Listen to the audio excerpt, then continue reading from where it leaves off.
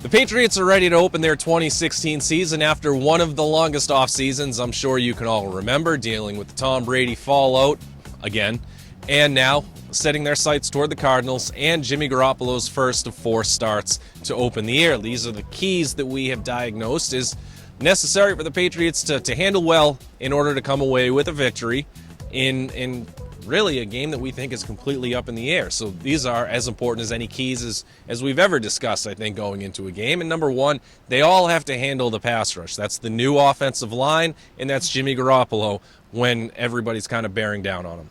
Well, last we saw of the Patriots offensive line, which was the AFC Championship game, they were a mess. And Tom Brady was a mess in turn.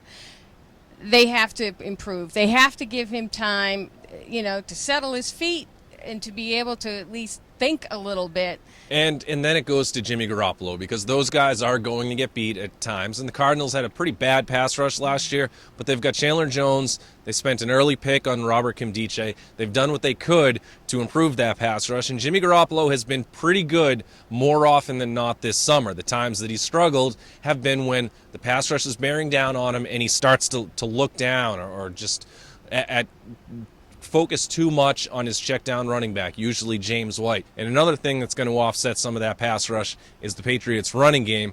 They've basically returned the same 3 guys who finished last season minus Dion Lewis, and it wasn't great last season. Part of that is because of the offensive line, but it doesn't matter. You've got to have an emphasis on it. They have to establish a presence, and that in turn is going to help Garoppolo. It will help him set up play action. LeGarrette Blount has to be a force in this game. Then you look at the defense. As hyped of a defense as I think we've seen here, at least from top to bottom, not just looking at a Darrelle Revis and then kind of wondering about the rest of them.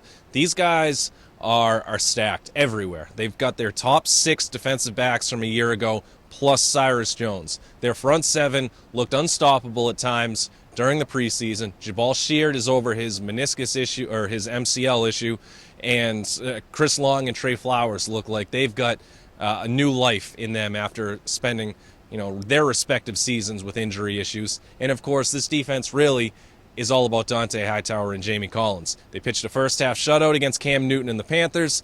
They allowed 7 yards on 12 plays against the Giants in their preseason finale, and they look ready to go. Hey, not only are the media types creating these top 5 expectations for the defense, they have their own expectations. They think they're going to be great too, and they want to show it. Well, let them show it. So we'll see how the Patriots handle these areas as they travel out to Phoenix, Arizona, and play ultimately in Glendale, a place they're pretty familiar with. They had some good success there a couple of years ago, playing a new NFC West team in the building this time around, and we'll see if the Patriots are able to start 1-0 with Jimmy Garoppolo at quarterback.